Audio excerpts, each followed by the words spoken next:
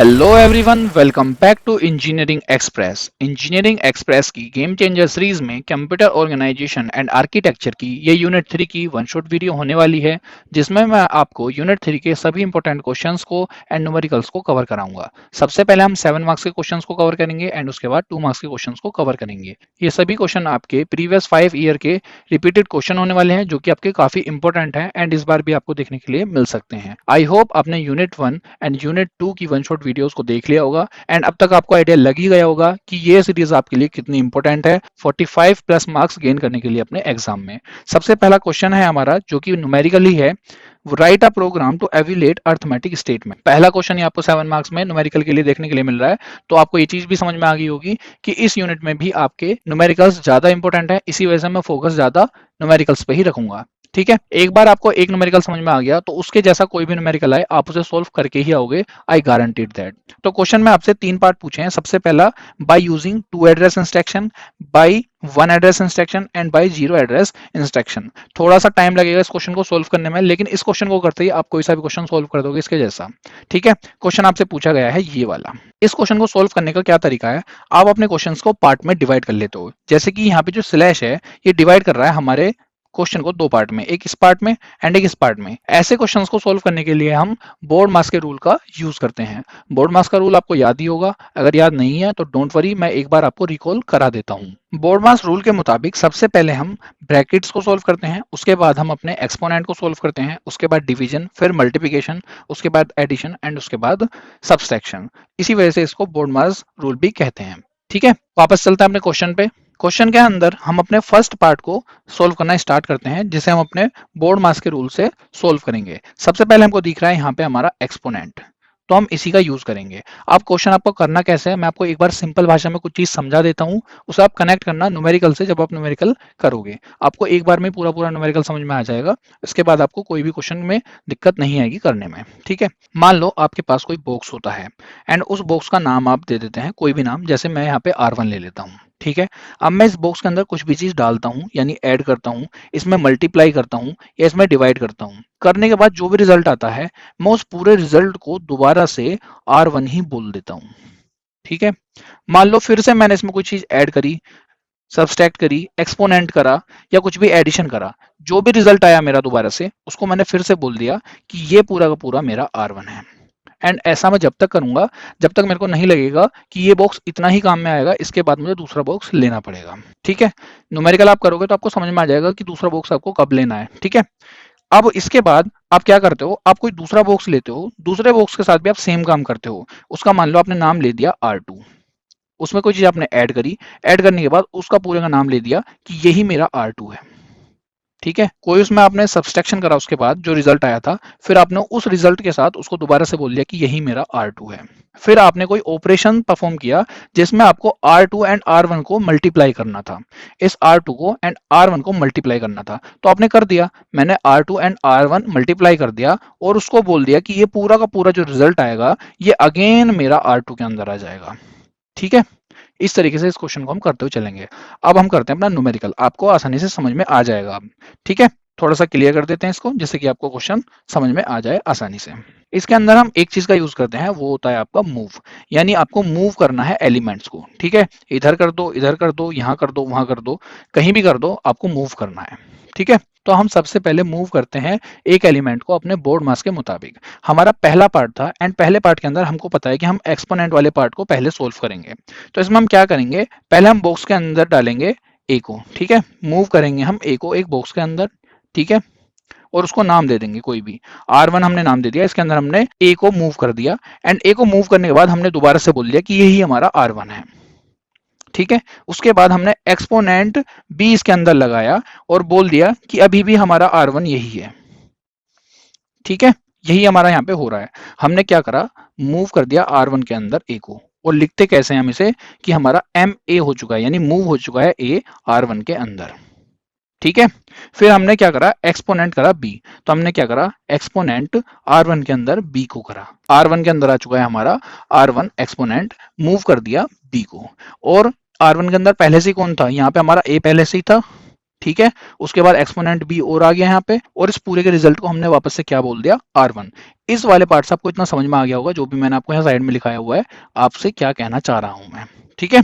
कोई रिजल्ट था, रिजल्ट के बाद उसको सेम नाम दे दिया, फिर कुछ और चीज ऐड हुई, उसके बाद भी हमने वही नाम उसको वापस से दे दिया। ठीक है। अब मुझे लगा कि मेरा ये वाला बॉक्स यहाँ पे मुझे बंद कर देना चाहिए, क्योंकि मेरे को अब दूसरे बॉक्स की नीड है। दूसरे बॉक्स की नीड क्यों है? क्योंकि मुझे इस क्वेश्चन का जो हमारा फर्स्ट पार्ट था, उसमें एक और पार्ट अलग से दिख रहा है, ये वाला। ठीक है। तो मैं उसके लिए एक और बॉक्स ले लूंगा, R2। इसमें मैंने एक बॉक्स ले लिया दोबारा से R2 नाम का, क्योंकि R1 तो मैं पहले यूज कर चुका हूं, तो मैंने R2 ले लिया। उसके बाद मैंने मूव करा इसमें X को। ठीक है। एंड उसको बोल दिया कि यही मेरा R2 है अभी भी। उसके बाद मैंने Z को इसके अंदर ऐड कर दिया, एंड फिर से बोल दिया कि यही मेरा R2 है। उसके बाद सब्सट्रैक्ट कर दिया मैंने Y को इसके अंदर, फिर भी बोल दिया मैंने कि ये अभी भी R2 ही है। अब आपको समझ आ गया कि R2 के अंदर आपका ये वाला पार्ट सोल्व हो चुका है, और इसका पूरे का नाम आपका R2 है। ठीक है। लेकिन आपको एक चीज और पता है कि R1, ये वाला पार्ट R1 और ये वाला पार्ट R2, ये दोनों इनटू में है। ठीक है। तो मैंने क्या कहा था, इन दोनों को आप एक बॉक्स में बंद कर दो वापस से, और इसका नाम वापस से क्या दे दो, R2 दे दो। अब R2 के अंदर आपका क्या है, R2 के अंदर पूरा ये वाला पार्ट आपका आ चुका है, लिखा हुआ भी यही है। कहाँ पे थे हम थे यहाँ पे। हमने मूव करा R2 के अंदर X को, ये हमने मूव कर दिया R2 के अंदर। ठीक है। फिर हमने ऐड करा R2 के अंदर Z को, ये हमने Z को भी यहाँ पे ऐड कर दिया। ये लिखना कैसे, इसको आप एक काम करो, कॉपी अपने साथ में लेके बैठो, एंड जैसे जैसे लिखा जा रहा है आप लिखो। जब आप पहले 3 को लिख लोगे ना, तो आपको समझ में आ जाएगा कि ये किस तरीके से लिखा जा रहा है, और आपको ये याद रहेगा बहुत टाइम तक। ठीक है। लेकिन कॉपी साथ में लेके बैठना, जो जो क्वेश्चन आपके होते चल रहे हैं उन्हें एक एक बार सोल्व कर देना। आज इसी वक्त आपकी ये यूनिट खत्म हो जाएगी। आपको सिर्फ रिविजन करना है इस यूनिट का, एक बार क्वेश्चन को देखना है एग्जाम से पहले। ठीक है। फिर हमने क्या करा, सब्सट्रैक्ट करा Y को, ये हमने यहाँ पे सब्सट्रैक्ट कर दिया। उसके बाद था हमारा मल्टीप्लाई R1 एंड R2 का, तो हमने क्या कर दिया, मल्टीप्लाई कर दिया R2 एंड R1 को, एंड इसका रिजल्ट जो है हमने R2 के अंदर ही दे दिया था। ठीक है। अब हमको दिख रहा है कि हमारा एक और पार्ट है यहाँ पे C3, तो इसके लिए हम क्या करेंगे, हम एक और बॉक्स बनाएंगे। ठीक है। उसका नाम दे देंगे हम R3। ठीक है। R3 एक बॉक्स है, उसके अंदर हमारा C जो है वो मूव होगा, उसके बाद आपका एक्सपोनेंट होगा D। ठीक है। एंड उसके बाद आपका मल्टीप्लाई होगा E। लेकिन इसका बार बार नाम क्या रहेगा, C3 ही इसका नाम रहेगा। इससे जो पहला वाला पार्ट है आपका ये वाला, ये पहले ही आपका क्या हो चुका है, ये R2 हो चुका है। अब आपका R2 एंड R3 ये आपका डिवाइड में है, तो आपने क्या करा कि आपने R3 को दोबारा अपडेट कर दिया, एंड R3 के अंदर आपने क्या कर दिया, इन दोनों को डिवाइड कर दिया। ठीक है। R2 को डिवाइड कर दिया आपने R3 से, एंड इसका रिजल्ट कहां चला गया, आपका R3 के अंदर। एंड अब जो ये पूरा का पूरा है, ये आपका R3 के अंदर है। ये पूरा का पूरा इधर वाला पार्ट आपका R3 के अंदर है। ये पूरा का पूरा पार्ट आपका R3 के अंदर आ चुका है। ठीक है। लास्ट में आपको क्या करना है, अब R3 को मूव कर देना है P के अंदर, आपका क्वेश्चन सोल्व हो जाएगा। ठीक है। कहाँ थे हम अपने क्वेश्चन में, क्वेश्चन पे थे हम यहाँ पे। हमने क्या करा, मूव करा R3 के अंदर C को, फिर हमने क्या करा, एक्सपोनेंट करा R3 के अंदर D को, फिर उसके बाद हमने मल्टीप्लाई करा R3 के अंदर E को, एंड उसके बाद डिवाइड कर दिया हमने R2 को R3 से, एंड उसका रिजल्ट हमने R2 में डाल दिया। मैंने आपको क्या बताया था, मैंने आपको R3 में बताया था, किसी में भी डाल सकते हो आप, R3 में कर लो या R2 में कर लो, जो भी आएगा उसको आपको क्या कर देना है, आपको मूव कर देना है P के अंदर। एक चीज आप याद रखना, टू एड्रेस इंस्ट्रक्शन के अंदर आप मूव का यूज करोगे। ठीक है। बाकी जो आपके ऑपरेशन है वो सेम ही रहेंगे, जैसे कि आपका एडिशन, सब्सट्रैक्शन, मल्टीप्लिकेशन, डिवीजन, ये आपके सेम ही रहेंगे। आप चलते हैं आपके इसके सेकंड पार्ट यानी वन एड्रेस इंस्ट्रक्शन की तरफ। इसके अंदर यूज करते हैं हम लोड का। एक बार मैं आपको इसको भी सिंपल भाषा में बता देता हूँ, आपको समझ में आ जाएगा कि किस तरीके से काम हो रहा है। जब आप न्यूमेरिकल करेंगे तो आप उस चीज से कनेक्ट कर पाएंगे। इसमें क्या होता है, आपके पास एक बॉक्स होता है, उसमें आप चीजों को लोड करते हो। ठीक है ना। मान लो एक बॉक्स ले लिया मैंने, और इसका नाम रख दिया मैंने एक्यूमुलेटर। ठीक है। AC मैंने इसका नाम रख दिया। इसके अंदर मैंने कोई चीज ऐड करी। ठीक है। फिर भी उसका नाम मैंने कहा कि ये AC ही है। ठीक है। उसके बाद कोई और चीज करी ऐड, उसके बाद कोई और चीज ऐड करी, एंड फिर कह दिया मैंने कि ये अभी भी AC है। और ये मैं जब तक करूंगा जब तक मुझे नहीं लग जाता कि मुझे दूसरे AC की नीड है। जब भी मुझे दूसरे AC की नीड होगी तो मैं क्या करूंगा, इस पूरे AC को एक बॉक्स के अंदर बंद कर दूंगा, एंड उस बॉक्स का नाम दे दूंगा कुछ भी। मान लो मैंने नाम दे दिया S। ठीक है। आप कुछ भी नाम दे सकते हो, आप T दे सकते हो, P दे सकते हो, K दे सकते हो। ठीक है। लेकिन जो भी नाम दोगे उसको याद रखना। मैंने मान लो S नाम दे दिया, या कह दो आपने R नेम दे दिया। ठीक है। अब जब मैं दूसरे बॉक्स पे काम करूंगा, मैं अगेन दोबारा उस बॉक्स का नाम AC रखूंगा। ठीक है। उसमें कोई चीज ऐड करूंगा, दोबारा से उसको एसी बोल दूंगा, उसमें कोई और चीज ऐड करूंगा, उसको दोबारा से एसी बोल दूंगा। एंड मैं जब तक करूंगा जब तक मुझे ये नहीं लगता कि मुझे अगला बॉक्स चाहिए। जैसे मुझे लगेगा कि मुझे अगला बॉक्स चाहिए, तो मैं इसको उठा के एक बॉक्स के अंदर बंद कर दूंगा, जिसका नाम दे दूंगा मैं टी। इच्छा है आपकी टी रख लो, लेकिन क्या पता आपको इससे पहले ही ये बोला गया हो कि यहाँ पे अब जो आपका ये आया है एसी, ठीक है ना, जितना भी है, मान लो मैंने इसमें तीन चीज ऐड कर चुका, और अब मुझे लगता है कि मुझे एसी को मल्टीप्लाई करना है आर से, या डिवाइड करना है आर से। तो मैं क्या करूंगा उस टाइम पे, मैं करूंगा ऐसा कि मैं एसी के अंदर उस आर वन को पूरे को डाल दूंगा, ठीक है, और फिर से उस पूरे को बोल दूंगा कि ये अभी भी एसी ही है। दोबारा बताता हूं मैंने क्या कहा आपसे। मान लो आपका सेकंड वाला एसी था, जिसके अंदर आपने कोई चीज ऐड करी, दोबारा से आपने उसको एसी बोल दिया, फिर एक और चीज ऐड करी, उसको फिर से एसी बोल दिया, एंड नाउ आपको ऐसा कोई ऑपरेशन आ गया है कि आपको इस वाले एसी का जो इस टाइम है रिजल्ट के साथ जो आपका एसी बन चुका है, इसको डिवाइड करना है या मल्टीप्लाई करना है इस आर के साथ। तो उस टाइम पे आप इसी एसी के अंदर इस आर को डाल दोगे, ठीक है, और आर के साथ साथ उसको बोल दोगे कि ये पूरा का पूरा मेरा अब एसी है, ठीक है। और आपको लगता है कि अब मुझे दूसरे पार्ट पे किसी पे जाना है और मुझे दूसरे बॉक्स की नीड है, तो आप इस वाले एसी को टी के अंदर सेव कर दोगे। आई होप आपको ये चीज समझ में आई होगी। अब एक बार अपना क्वेश्चन करते हैं, ये चीज आपको बिल्कुल क्लियर हो जाएगी जो चीज मैं आपको समझाना चाह रहा हूँ, या जिससे आप क्वेश्चन बहुत आसानी से सोल्व कर सकते हो। क्वेश्चन में क्या है, सबसे पहले हमने लोड करा अपने ए को, वही क्वेश्चन है। अभी क्वेश्चन आपने लिखा नहीं है कॉपी में, तो कॉपी में क्वेश्चन को लिख लो एंड साथ साथ उसको सोल्व करते हुए चलो। तो इसमें सबसे पहले आपने लोड करा ए को एसी के अंदर, ठीक है। उसके बाद आपने क्या करा, एक्सपोनेंट बी करा और एसी के अंदर उसको डाल दिया, एसी एक्सपोनेंट एम। एंड यहाँ आपको पता है कि एसी के अंदर पहले से ही आपका ए है, तो आपका वही वाला सीन है कि पहले आपका कोई था, ए इसके अंदर गया, फिर आपने इसको एसी बोल दिया पूरे को, फिर इसके अंदर आपका बी आया, तो ए तो पहले से था ही यहाँ पे। तो आपका जो ये वाला पार्ट है, ये पूरा का पूरा आपका दो लाइनों में आ चुका है, ठीक है। यहाँ तक आपको समझ में आ गया होगा कि ये वाला पार्ट आपका आ चुका है। अब क्या करोगे, आप इस पूरे को, जो आपका बी भी आपका यहाँ आ चुका है, इसको आप स्टोर कर दोगे एक बॉक्स में, जिसका आप नाम दे दोगे कुछ भी। यहाँ पे हमने नाम दिया है आर। स्टोर करने के बाद आपका एसी फिर से फ्री है, आपने दोबारा स्टार्ट करा कि आपने लोड करा एक्स को एसी के अंदर, ठीक है, फिर जेड को करा ऐड, फिर सब्सट्रैक्ट करा वाई को। एंड नाउ यहाँ पे आपका वो वाला केस आ गया कि जो आपका एसी है उसको आपको डिवाइड करना है, जो आपने पहले नाम दे दिया था आर से, ठीक है। तो अब आप क्या करोगे, इस पूरे के रिजल्ट को ही आप एसी बोल दोगे। यहाँ पे आपने वही करा है कि आपने मल्टीप्लाई कर दिया आर को एंड उसका रिजल्ट डाल दिया एसी के अंदर ही। यहाँ पे आपका पहला वाला पार्ट खत्म हो गया एंड आपको चाहिए अब दूसरे पार्ट के लिए एक और बॉक्स। तो आपने क्या करा, आपने इस एसी को एक अलग बॉक्स के अंदर बंद कर दिया, स्टोर कर दिया, एंड उस बॉक्स का नाम दे दिया आपने एस, ठीक है।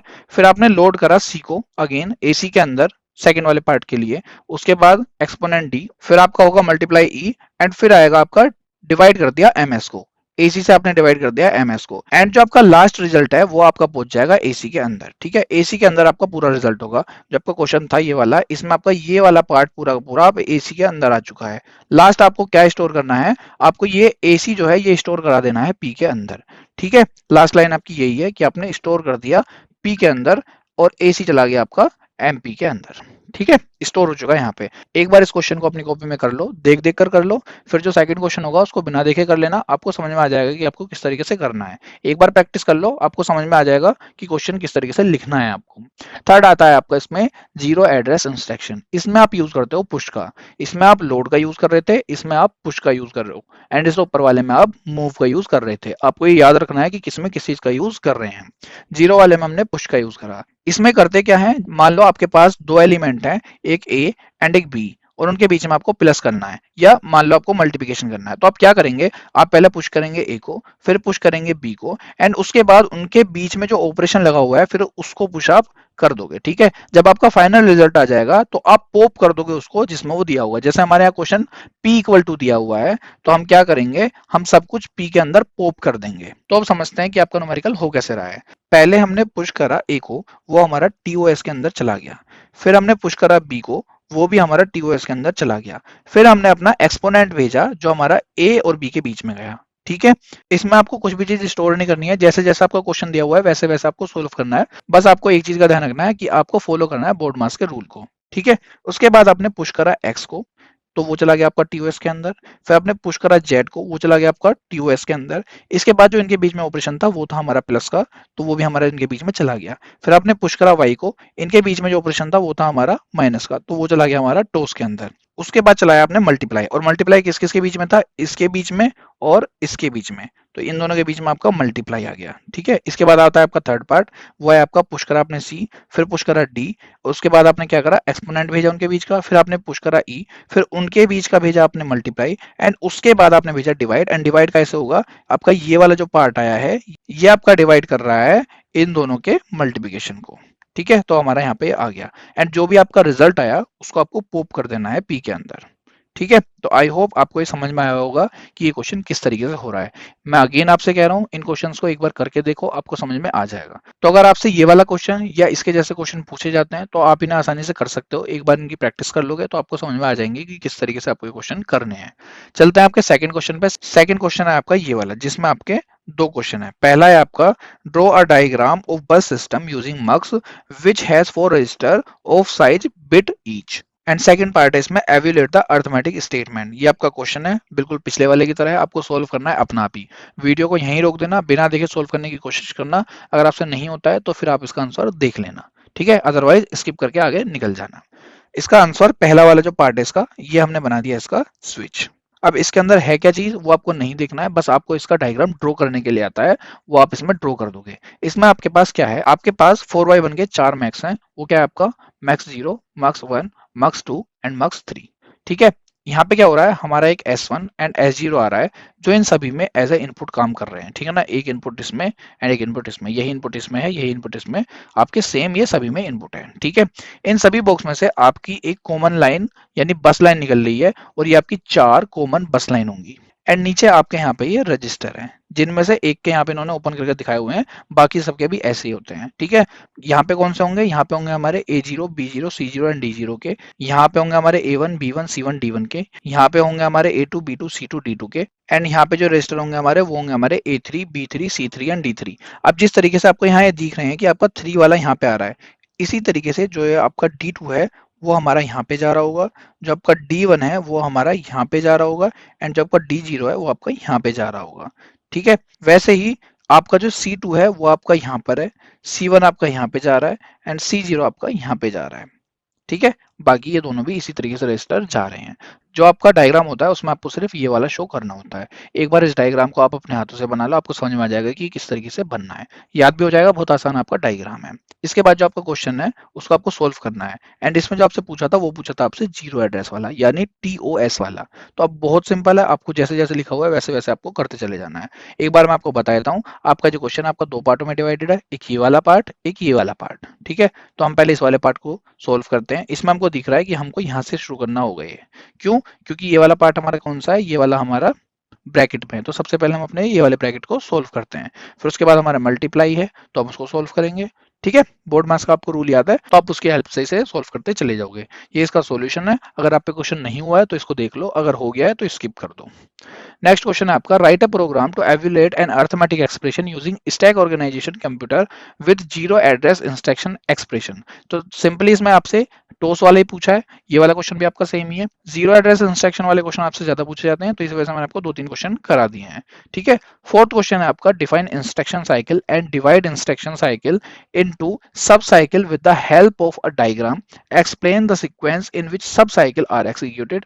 या यही क्वेश्चन आपसे पूछ सकता है, draw the flow chart for instruction cycle with a neat diagram and explain. इसके अलावा ये क्वेश्चन आपसे पूछा जा सकता है, explain the different cycle of instruction execution. अब होता क्या है वो समझ लेते हैं।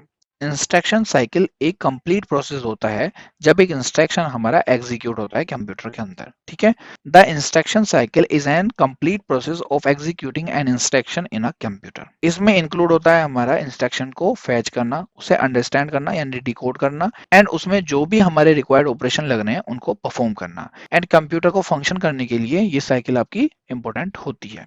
ठीक है, आगे phase of instruction cycle. The instruction cycle is divided into 3 sub cycles. कौन कौन सी, fetch cycle, decode cycle and execute cycle.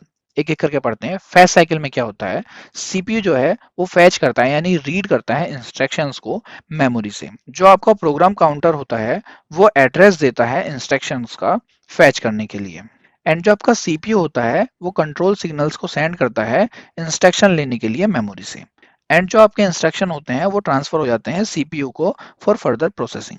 ठीक है, सेकंड आता है आपका इसमें डिकोड साइकिल।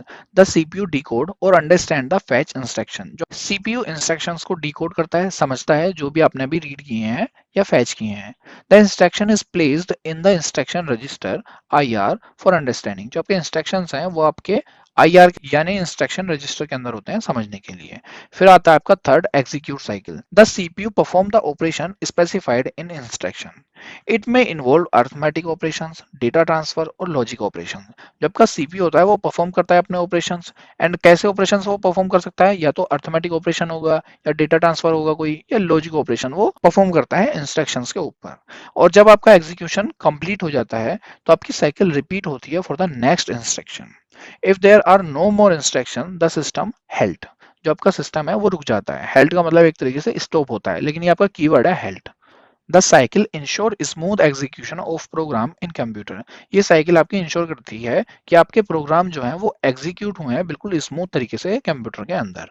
ओके। इसके बाद आपका फिफ्थ क्वेश्चन आता है difference between R I S C and C I S C. मतलब रिड्यूस इंस्ट्रक्शन सेट कंप्यूटर और कॉम्प्लेक्स इंस्ट्रक्शन सेट कंप्यूटर के बीच में आपका क्या डिफरेंस है। तो आपके पास यहाँ 6 to 7 आपके डिफरेंस लिखे हुए हैं, काफी इजी है। वीडियो को रोको एंड एक बार पढ़ लो, आपको समझ में आ जाएंगे। काफी इजी लैंग्वेज में आपको यूं ही समझ में आ जाएंगे। डिफरेंस वाले क्वेश्चन आसानी से कर पाओगे आप। Now let's come to the next question. What is pipelining? What are the different stage of pipelining and how pipelining is classified? Explain in details. काफी इंपॉर्टेंट क्वेश्चन है आपका। इस यूनिट से आपके न्यूमेरिकल्स ज्यादा पूछे जाते हैं, लेकिन ये क्वेश्चन भी आपका कई बार रिपीट हो चुका है प्रीवियस एग्जाम्स में। लिखना क्या है आपको इसमें, सबसे पहले आपको बताना है पाइपलाइनिंग होती क्या है। पाइपलाइनिंग एक प्रोसेस होता है जिसमें हम बिग टास्क को ब्रेक डाउन कर लेते हैं स्मॉल स्टेप्स में, एंड हर स्टेप्स को रन करते हैं सेम टाइम पर प्रोसेसर की डिफरेंट यूनिट के अंदर, जिससे हमारा टास्क बहुत जल्दी कंप्लीट हो जाता है। इसमें सबसे पहला आता है आपका नॉर्मल एग्जीक्यूशन या सिक्वेंशियल प्रोसेस जैसे हम बोलते हैं। The process fetch and execute one instruction at a time. Processor fetch करता है एंड एग्जीक्यूट करता है एक इंस्ट्रक्शन को एक टाइम पर। It complete one instruction fully before starting the next. दूसरे को स्टार्ट करने से पहले ये पहले इंस्ट्रक्शन को पूरे तरीके से कंप्लीट कर लेता है। Now what happened in pipelining. Pipelining के अंदर होता क्या है। The processor has two separate units. कौन कौन सी, एक फैच यूनिट जिसमें वो रीड करता है, एंड एग्जीक्यूट यूनिट जिसमें वो एग्जीक्यूट करता है। तो फैच करता है इंस्ट्रक्शन को एंड एग्जीक्यूट करता है इंस्ट्रक्शन को। These unit works together at the same time to process multiple instruction faster. Okay. इसके बाद आता है आपका इसमें स्टोरेज बफर, B1 जिसे हम बोल रहे हैं। ये क्या करता है, the fetch instruction is store in the buffer before execution. Buffer का यूज हम फैच इंस्ट्रक्शंस को स्टोर करने के लिए करते हैं एग्जीक्यूशन से पहले। सेकंड है इसमें आपका execution of instruction. After execution the result is store in the final location. अब जब आपका एग्जीक्यूशन हो जाएगा, जो आपका रिजल्ट होता है वो आपका स्टोर होता है फाइनल लोकेशन के अंदर। इसके बाद है आपका data location. Both input and output data are inside the execution. Input मतलब सोर्स एंड आउटपुट मतलब डेस्टिनेशन। इनका डेटा कहाँ होता है, एग्जीक्यूशन यूनिट के अंदर होता है। इसके बाद आती है इसमें clock cycle and speed improvement. The processor follow a clock cycle. जो आपका प्रोसेसर होता है वो फॉलो करता है क्लॉक साइकिल को, जहां पे हमारा एक फैच एंड एक एग्जीक्यूट स्टेप चलता रहता है, ठीक है ना, हर साइकिल के अंदर। यानी आपका एक तरफ से फैच होगा एंड दूसरी तरफ से आपका एग्जीक्यूट होगा। एक तरफ से फैच होगा, दूसरी तरफ से एग्जीक्यूट होगा, एक तरफ से फैच होगा, दूसरी तरफ से आपका एग्जीक्यूट होगा। Because multiple step happen at once processing speed increase. Okay. Next page पे आता है आपका step by step execution in clock cycle. ये आपको जरूर बना के आना, डायग्राम भी एंड ये साइकिल भी। सबसे पहली साइकिल के अंदर आपका क्या हो रहा है, फैच हो रहा है इंस्ट्रक्शन I1 एंड स्टोर हो रहा है वो बफर B1 के अंदर। तो आपका इंस्ट्रक्शन 1 जो है वो फैच हो रहा है हमारा साइकिल 1 के अंदर। ये वाली आपकी साइकिल है इधर, ठीक है ना, 1 2 3 4 5 आगे कितनी हो सकती हैं। एंड ये आपके क्या है, इंस्ट्रक्शन है I1 I2 I3 और आगे भी हो सकते हैं I4 I5। ठीक है। तो पहली साइकिल के अंदर इंस्ट्रक्शन 1 हमारा फैच हो रहा है और वो स्टोर हो रहा है बफर बी के अंदर। ठीक है। साइकिल 2 के अंदर एग्जीक्यूट हो रहा है हमारा इंस्ट्रक्शन 1 एंड फैच हो रहा है हमारा इंस्ट्रक्शन 2। ठीक है, सेम टाइम पर ये दोनों काम हो रहे हैं हमारे। फिर इसके बाद जो आपकी साइकिल 3 है, इसके अंदर क्या हो रहा है आपका, I2 का आपका एग्जीक्यूशन हो रहा है एंड I3 का आपका फैचिंग हो रहा है। फोर्थ साइकिल में आपका एग्जीक्यूट हो रहा है इंस्ट्रक्शन 3 एंड फैच हो रहा है इंस्ट्रक्शन नंबर 4। ठीक, डायग्राम आप जितना चाहे उतना बढ़ा लेना आगे वाला, ठीक है, I3 I4 I5 तक ले जाना, कोई दिक्कत नहीं है। अगर आपको कॉपी में भरनी है तो बड़ा सा डायग्राम बना देना इसका। ठीक है। इसके बाद आती है हमारी 5 स्टेज ऑफ पाइपलाइनिंग। कौन कौन सी हैं, fetch stage, decode stage, execute stage, memory access stage and write back to stage. काफी आसान भाषा में लिखे हुए हैं, एक बार वीडियो को रोको, पढ़ लो, आपको खुद ही समझ में आ जाएगा कि क्या लिखा हुआ है, ठीक है ना। नेक्स्ट पेज पर आता है आपका क्लासिफिकेशन ऑफ पाइपलाइनिंग। इसमें सबसे पहला आता है आपका अर्थमेटिक पाइपलाइनिंग। इसमें आपका कंप्यूटर ब्रेक कर लेता है बड़ी बड़ी मैथ टास्क को स्मॉल स्टेप्स में, जिससे कि वो वर्क करता है फास्ट। एंड आपके different computer different numbers of steps का यूज करते हैं। जैसे कि आपका एक कंप्यूटर है स्टार 100, वो 4 स्टेप का यूज करता है। दूसरा आपका T1ASC है, वो आपका 8 स्टेप का यूज करता है। एंड एक आपका कैरे 1 है, वो आपका 14 स्टेप्स का यूज करता है। ये डायग्राम बना देना साथ में, इतना ही लिखना है आपको अर्थमेटिक पाइपलाइन। सेकंड है इसमें processor pipelining. Many processor work together on the same data. काफी ज्यादा प्रोसेसर आपके सेम डाटा पर एक साथ वर्क करते हैं। Each processor does one small part of the task and passes the result to the next. हर प्रोसेसर टास्क के स्मॉल पार्ट को कंप्लीट करता है एंड जो भी उसका रिजल्ट होता है वो अगले प्रोसेसर को वो सेंड कर देता है। फॉर एग्जाम्पल, प्रोसेसर 1 टास्क 1 करता है और पास कर देता है अपने रिजल्ट को।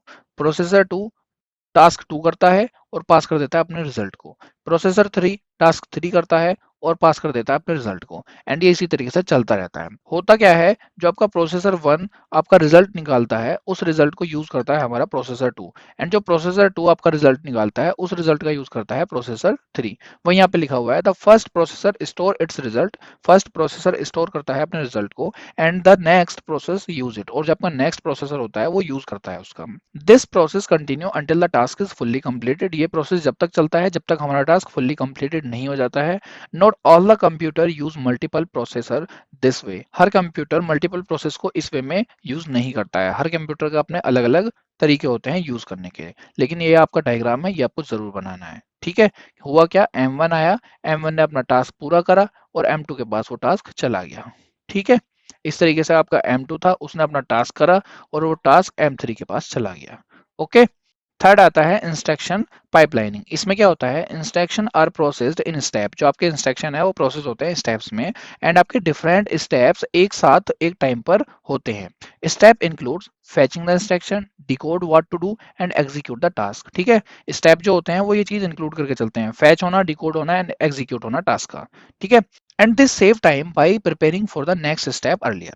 Fast computers use this method to work efficiently. Okay, ये आपका डायग्राम है। डायग्राम एक बार जरूर बना लेना क्योंकि इसमें थोड़े से एरो हैं, तो आप कंफ्यूज बिल्कुल भी मत होना।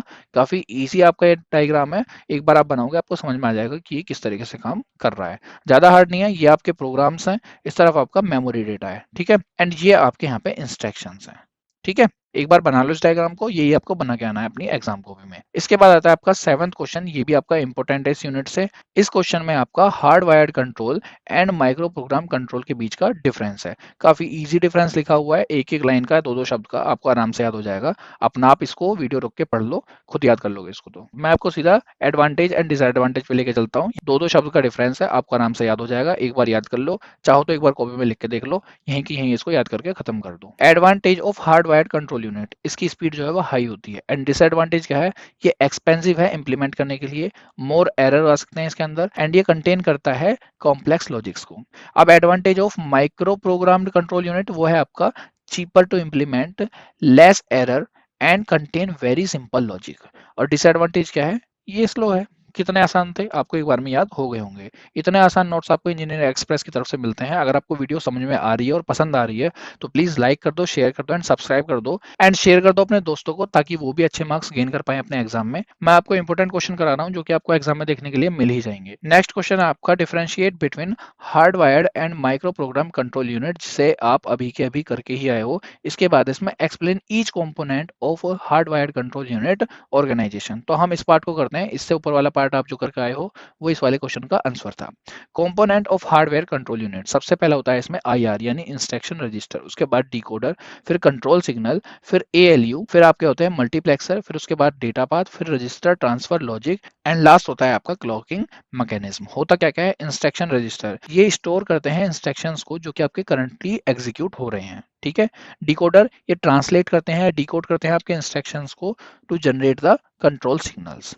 कंट्रोल सिग्नल क्या करते हैं, signals that tell different CPU part what to do. ये CPU के डिफरेंट पार्ट्स को बताते हैं कि तुमको क्या काम करना है। ALU का पता ही है, send signal to perform arithmetic and logical operations, ठीक है। मल्टीप्लेक्सर जो आपका MUX है, MUX, ये चूज करता है correct input based on the control signal, ठीक है। Data path, physical connection that transfer data between CPU parts. Okay. RTL, ये मूव करता है डेटा को रजिस्टर और मेमोरी के बीच में।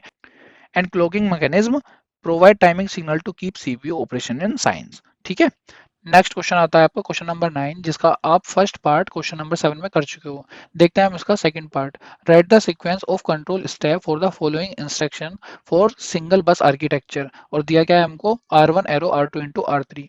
इसको समझने से पहले आपको ये चीजें पता होनी चाहिए कि आपके रजिस्टर्स क्या होते हैं, एएलयू क्या होता है, कंट्रोल सिग्नल्स क्या होते हैं, सिंगल बस आर्किटेक्चर क्या है, और ये जेड रजिस्टर क्या होता है, और ये आपको लिख के भी आने हैं।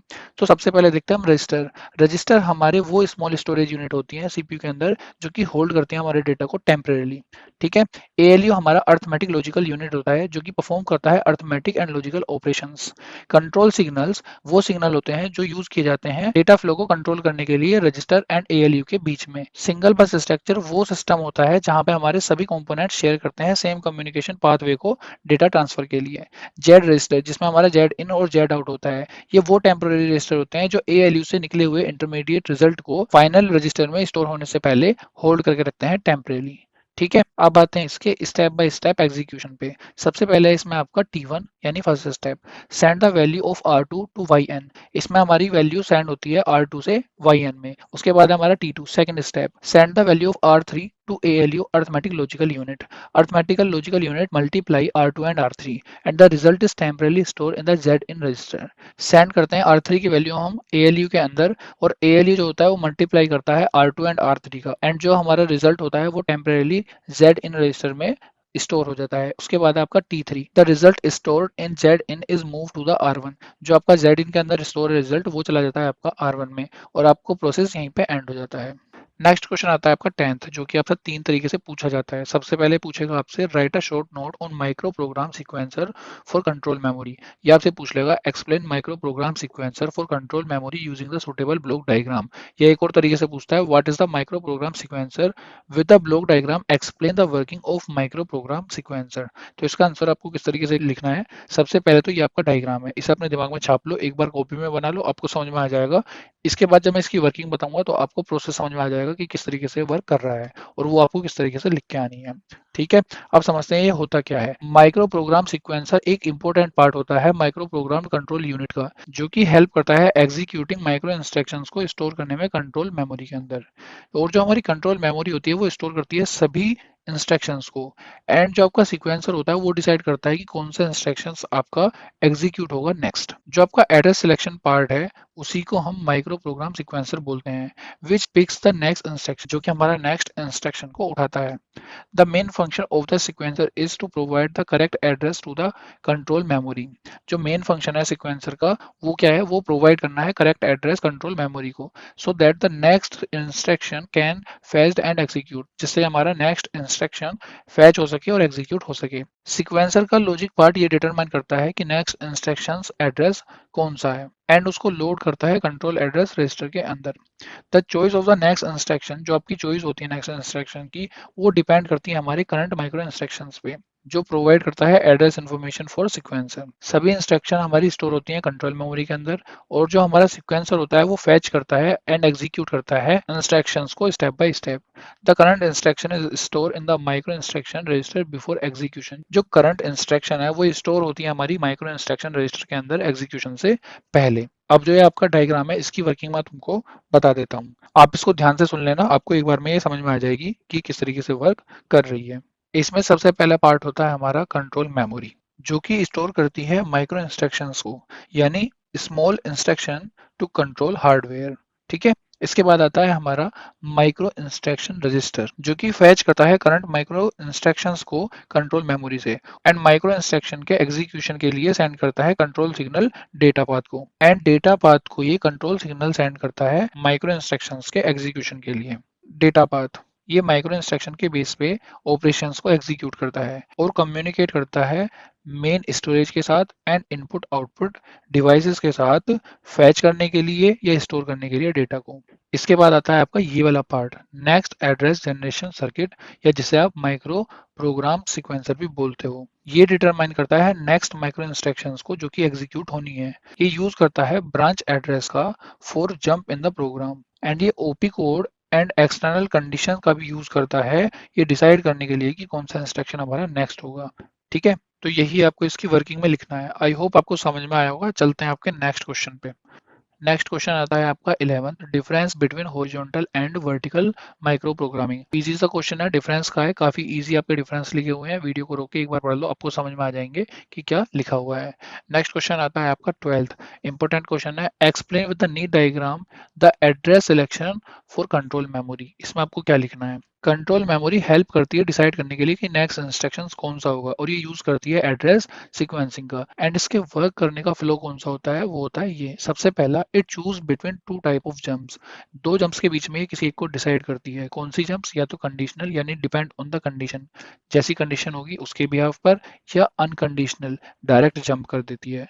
दूसरा, it can increase the address in the control address register. ये इंक्रीज कर सकती है एड्रेस को कंट्रोल एड्रेस रजिस्टर के अंदर। ठीक है, कंट्रोल एड्रेस रजिस्टर आपका ये रहा यहाँ पे। It allow subroutine to called and return. Subroutine का मतलब है reusable set of instruction.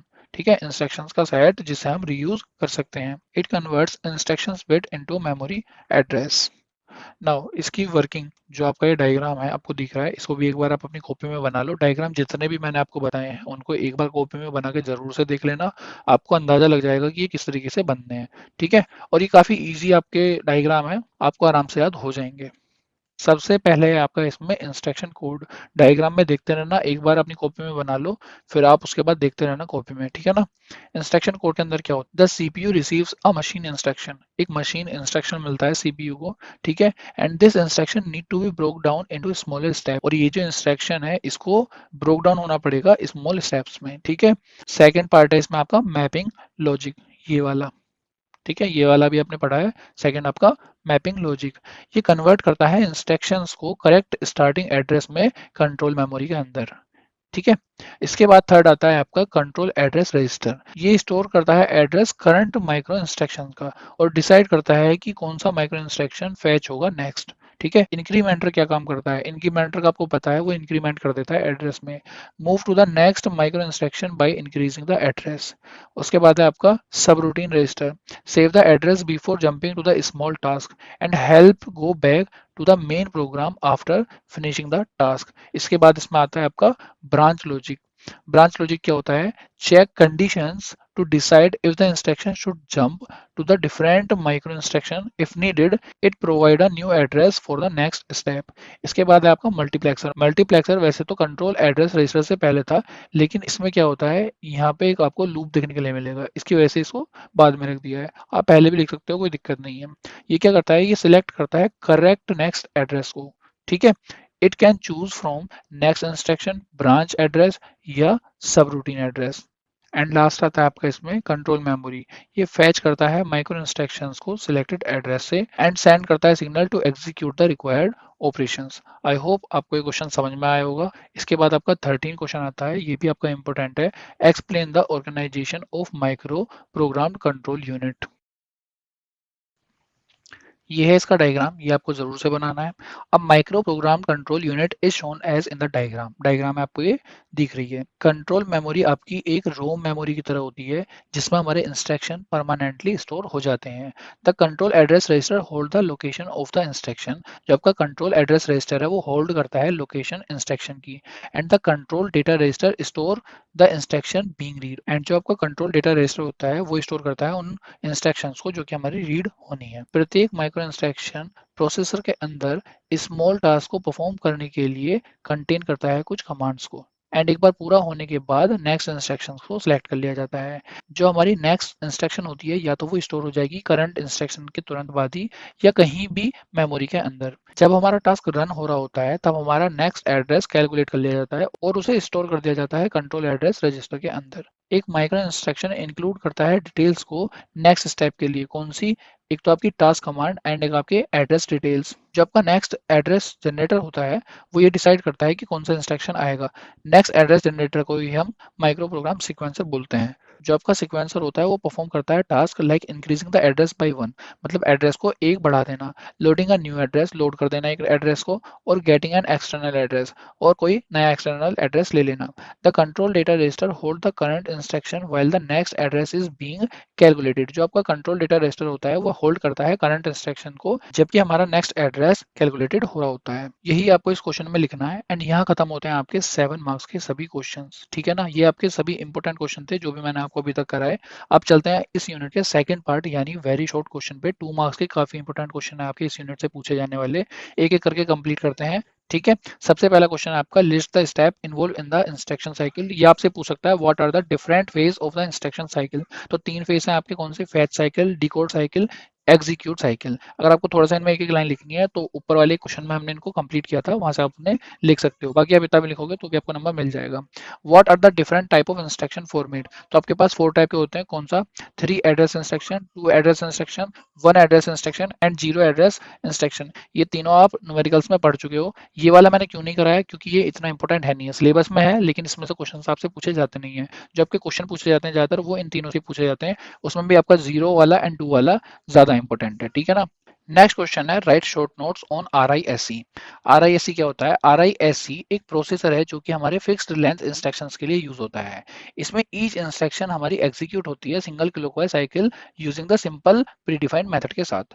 RISC architecture एक डिजाइन है जो कि हमारा यूज होता है फ्यूअर एंड सिंपल इंस्ट्रक्शंस के लिए with the limited addressing modes which allow faster execution for more instruction in the same time frame. इससे नेक्स्ट क्वेश्चन आपका fourth, define instruction cycle. Instruction cycle एक कंप्लीट प्रोसेस होता है instruction execution का। It is a basic operational process in computer. ये एक basic operational process होता है कंप्यूटर के अंदर। एक कंप्यूटर फॉलो करता है 3 स्टेप्स को इंस्ट्रक्शन साइकिल के अंदर। पहला है आपका, it fetch the instruction from memory. Second, it decide what the instruction means. And third, it execute the instruction to complete the task. ये तीनों पॉइंट्स आप क्वेश्चन नंबर 1 में भी लिख सकते हो शॉर्ट के। ठीक है, नेक्स्ट क्वेश्चन है आपका, डिफाइन सीक्वेंसर। सीक्वेंसर के बारे में आप लॉन्ग क्वेश्चन में पढ़ चुके हो लेकिन मैं एक लाइन आपको बता देता हूँ यहाँ पे। A sequencer create address to move through the micro program in control unit. It help the CPU control address range. Sixth question है आपका, list the 2 techniques used for grouping the control units. इसमें आपकी 2 हैं, hardwire control unit and micro program control unit. And 7th question आपका, list 3 type of control signals. इसमें आपकी 3 होती हैं, ALU, data path and system. तो यहाँ खत्म होते हैं आपके 2 मार्क्स के सभी इंपॉर्टेंट क्वेश्चन। 7 मार्क्स के सभी इंपॉर्टेंट क्वेश्चन को हमने कवर कर लिया है, 2 मार्क्स के क्वेश्चन में हमने कवर कर लिए हैं। जो भी न्यूमेरिकल्स आपके पूछे जाते हैं वो मैंने आपको करा दिए हैं। जितने भी डायग्राम मैंने आपको इस यूनिट के अंदर कराए हैं उन डायग्राम्स को एक बार बना के देख लेना, उनकी प्रैक्टिस कर लेना, न्यूमेरिकल्स को एक बार सोल्व करके देख लेना। कहीं पर भी कोई कंफ्यूजन हो तो उनको दोबारा से रिपीट करके देखना, वीडियो दोबारा देख लेना या उनको दोबारा से प्रैक्टिस कर लेना। क्वेश्चन में कोई भी दिक्कत नहीं आएगी आपको, सेम ही क्वेश्चन आएंगे, बस आपको डिजिट अलग मिल सकती है, वरना कई बार आपके क्वेश्चन सेम के सेम आते हैं। जो क्वेश्चन मैंने आपको कराए हैं ये आपके प्रीवियस 5 ईयर में पूछे जा चुके हैं, तो इन्हीं के पूछे जाने के चांसेस हैं। अगर कोई क्वेश्चन एक्स्ट्रा आ भी जाता है तो वो आपको ऑप्शन में देखने के लिए मिल जाएगा। सो आई होप आपको लेक्चर समझ में आया होगा। जितना भी क्वेश्चन मैंने आपको कराए हैं वो आपको समझ में आए होंगे, किस तरीके से आपको करके आने लिख के आने वो भी आपको समझ में आ गया होगा। मिलते हैं आपसे नेक्स्ट वन शॉट वीडियो में जो कि आपकी यूनिट 4 की वन शॉट वीडियो होगी। उसमें मैं आपको यूनिट 4 के सभी 7 मार्क्स के एंड 2 मार्क्स के इंपॉर्टेंट क्वेश्चंस को कवर कराऊंगा। आज की वीडियो देखने के बाद आपको इतना कॉन्फिडेंस अपने ऊपर आ गया होगा कि आपके एग्जाम में 45 प्लस मार्क्स आराम से आ जाएंगे। अगर आप थोड़ी सी और प्रैक्टिस करोगे तो और भी अच्छे मार्क्स आने के आपके चांसेस है। अगर आपका कोई क्वेश्चन है तो आप कमेंट में पूछ सकते हो। ये QR कोड हमारा व्हाट्सअप का है, आप हमारा व्हाट्सअप ज्वाइन कर लीजिए। टेलीग्राम पे आपको नोट्स मिल जाएंगे, सारे के सारे जो भी ये नोट्स हैं ये आपको टेलीग्राम चैनल पे मिल जाएंगे। इंस्टाग्राम पे फॉलो कर लीजिए जहां से आपको नोटिफिकेशन मिलते हैं कि हमारा कौन सा लेक्चर आने वाला है। एंड यूट्यूब पे आप ये वीडियो देख ही रहे होंगे, अपने दोस्तों को शेयर कर देना एंड आपको वीडियो कैसी लगी कमेंट में बता देना। Thank you very much for watching this video. Please like and subscribe our channel.